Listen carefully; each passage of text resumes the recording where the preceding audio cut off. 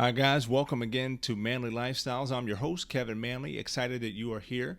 You've heard me say many times, but this is the year I truly believe God is calling men to raise up, to find our voices, and to become the men that God has called for us to be in this hour. It is time. If you're listening to this, this is God using us, as God identifying us as men and challenging us to step into that place that we're called to live. So let's jump into this topic here. Excited for it. If you listened, you've heard many of the topics I've gone through. We're talking about longevity now.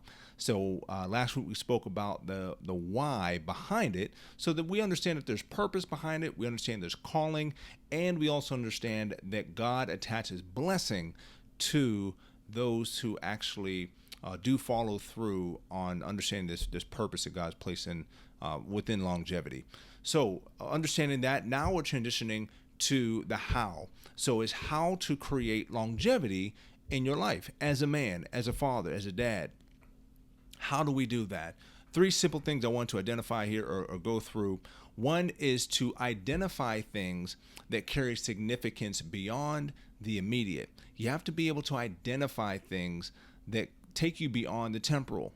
One of those things now for married men is quite obvious, right? It's right in front of you. It's your wife, it's your marriage, it's your children.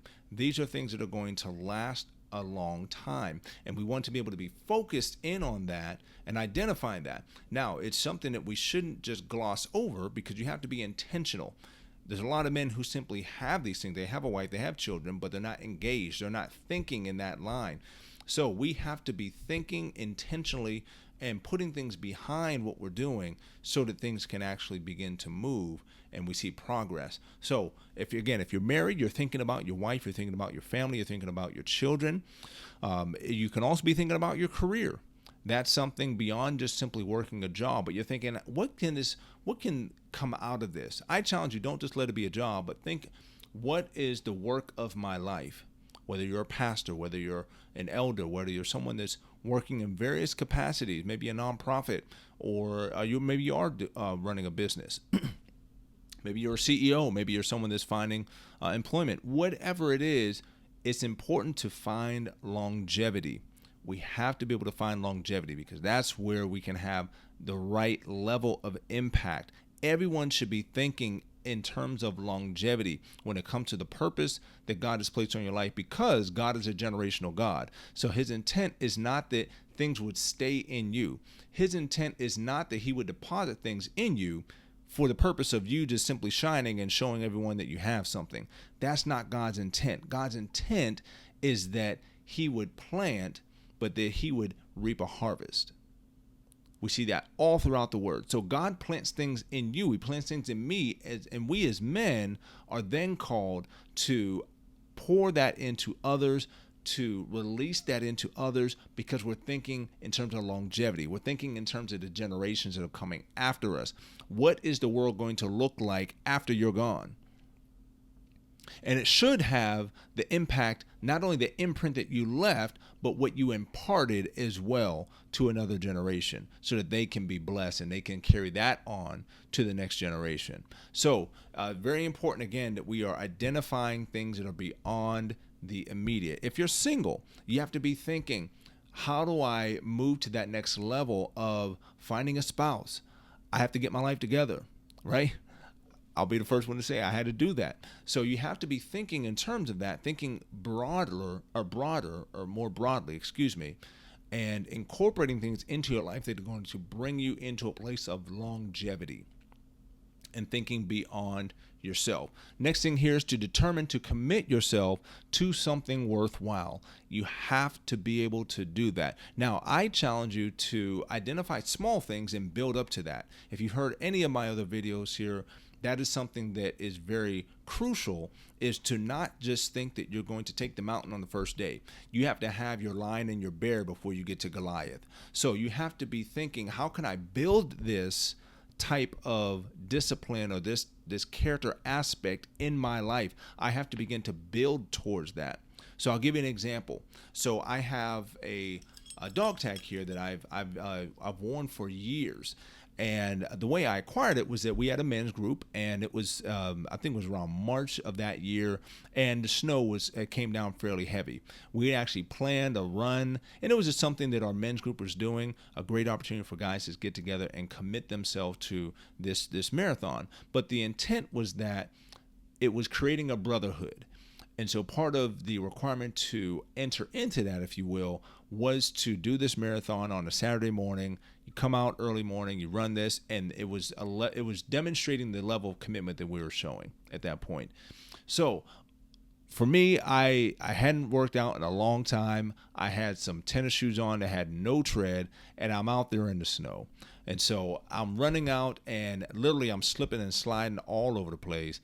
It got to the point where I was no longer running, but I was simply just taking one step in front of the other. I was not walking. I still had some level of trot, but the situation became, I didn't know if I was going to finish this race. I was literally at the point of it's one step after the other, one step after the other. And I got to halfway and I thought, oh my gosh, I got to go halfway. I can't go all the way back. And it became one step after the other. And I told myself, I will not quit. I will not quit. I will not quit. And I just put my head down and I went step by step, step by step, step by step. I'm not thinking about the end. I'm not thinking about it. Was step by step. And I got to the end and finished that race. Now, it was small in the aspect of it was just simply a race and all of that. But for me, what it did was it demonstrated to me, I had to see it within myself, that I was committed to get to the end, to finish that race. I would not stop until I finished it. So that became something for me where I wear this on a daily basis, every day. Each and every day as I wake up, I make sure I have my watch, and then I'm putting on this, because it's a reminder, and this is what we actually got. It's actually 1 Peter 2:17. It says, honor everyone, love the brotherhood, fear God, and honor the king. So these are just qualities of manhood, but it was something, again, where it demonstrated to me that this is a quality that I need to have. I'm not going to quit. And I told myself, I'll never forget, I was not going to quit that race. I was going to finish. But that's something that I've incorporated into my daily life, because I know that I may face a challenge that requires a deposit of manhood from me. I may have to make a decision. I may have to make a split-second decision. And if I'm not prepared, then I can make the wrong decision. I can fall, I can fail, whatever it is. So I have to be on my game each and every day. It does not matter what's going on. The decision is that each and every day of my life, I will be in a place where I'm maximized. I will be allowing the deposits of manhood to come on display if necessary in whatever situation that is required. So I'll leave it there. So got to have something that's front and center in your life that you're looking at on a day-to-day basis to continue to propel you in that direction and keep you accountable to what you said that you want to do. Last thing here is set reminders in your home, place of work, etc., to remind you of this thing. You may need to plaster something on the wall. I have that myself. It keeps me in line. It keeps me in line with the vision, with the ultimate goal. What do I want things to look like 50 years from now when I leave this earth and go to be with the Lord? What do I want things to look like? And so I have to be very intentional and very mindful of that. Very important for us. So those three things, again, identifying the things that carry significance beyond the immediate. It is determining to commit yourself to something worthwhile. And then it's setting reminders all around you to keep you accountable to that very thing. So there we are, guys. That's, again, the how to create longevity. Stick with us and we'll continue on this topic. Got some more good things for you. Take care, guys. Talk to you soon.